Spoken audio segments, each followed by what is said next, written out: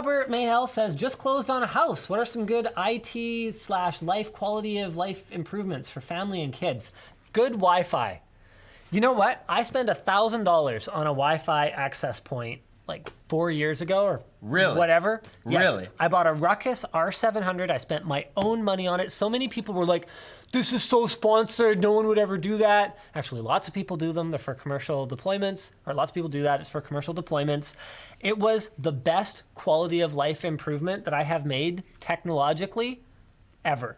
And I would definitely say with confidence that going back, especially now that the performance leaps per generation are not that big, as someone who previously would upgrade every generation, I would say I would skip a generational upgrade and I would upgrade my Wi-Fi instead. I would go back and I would do that 100%. Wow. Because the difference between crappy consumer Wi-Fi that drops out or has crappy coverage versus an enterprise Wi-Fi hotspot, especially at the time when I was doing a lot of game stream on my NVIDIA Shield, night and day.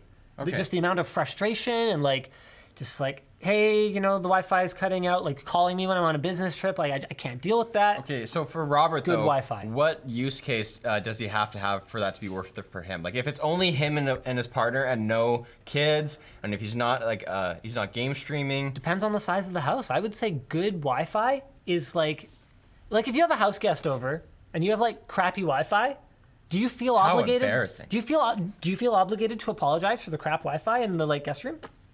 I would. Maybe. Like that sucks.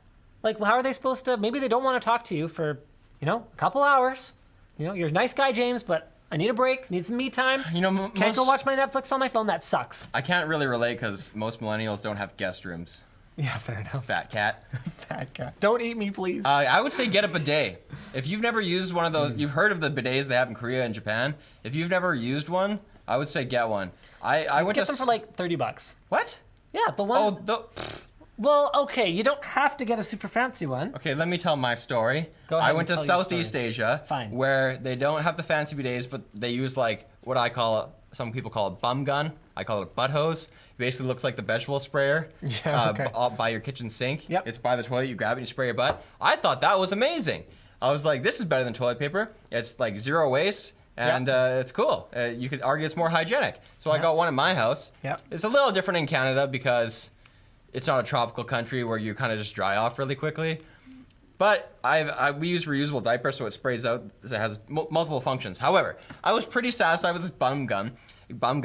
Dennis comes over, and I'm like, you're gonna love this. As an Asian, I got your setup in there. You're gonna love this. He goes in there, he's like, what the hell is this? No one uses these. They only use it in Indonesia and Thailand and Philippines and stuff. If you're from Taiwan, like Dennis, they have the good ones. They have a throne. I went to a hotel in Victoria and used a good one, and they range from $300 to $1,500. And first of all, have you sat on a heated seat? Oh yeah. It's amazing because you have I've traveled in Japan. You have muscle memory for when I hit the seat, it's gonna be a little cold shock, and when you're surprised and that expectation is subverted and it's warm, you're like, whoa, this is a game changer. And then the water is warm and it blows dries your butt. It's sweet. I had to get a shuttle picked me up from the airport when I went to Japan for the Omron factory tour, and the shuttle driver didn't speak a lick of English, so when I had to go to the bathroom halfway through this 2-hour drive, it was real hard for me to communicate. I was like, toilet, I don't know. I was trying to mime what I needed to do. So he pulls over at what is essentially, as far as I can tell, a Greyhound station, nothing really around it.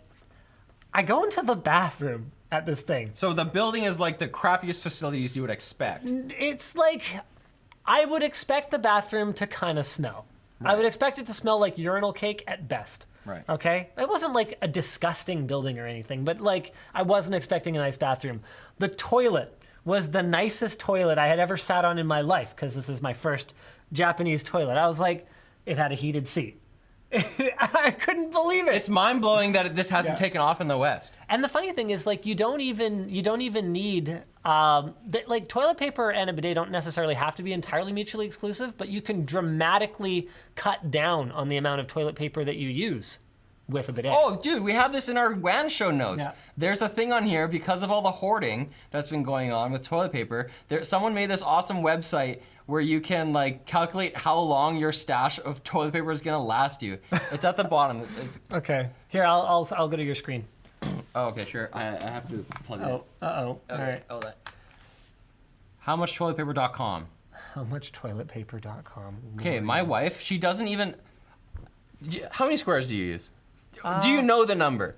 I would say, okay, it depends. You use depends. Yeah, depends. I don't know. You don't know. 10? 10 or 20? What? You just go like.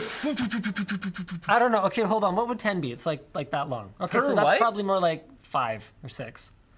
Dude. Well, I fold over. I don't like to risk. Yeah, you fold over, but Yeah. you can do that with 2, dude.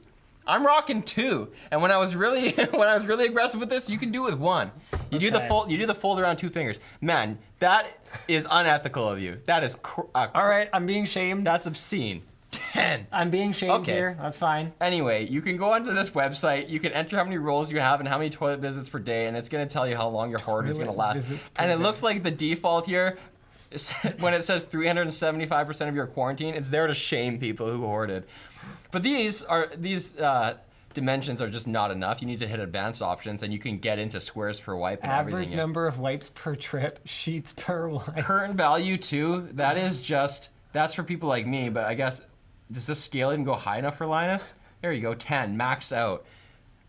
Shame. Okay, no, 10 is too much. That would clog the toilet. So I don't pay that close attention. I was about to tell a story about how my wife just like grabs like a mitt and dabs herself with it, and then you're just like her. Unbelievable. Grabs a mitt. Fat cats.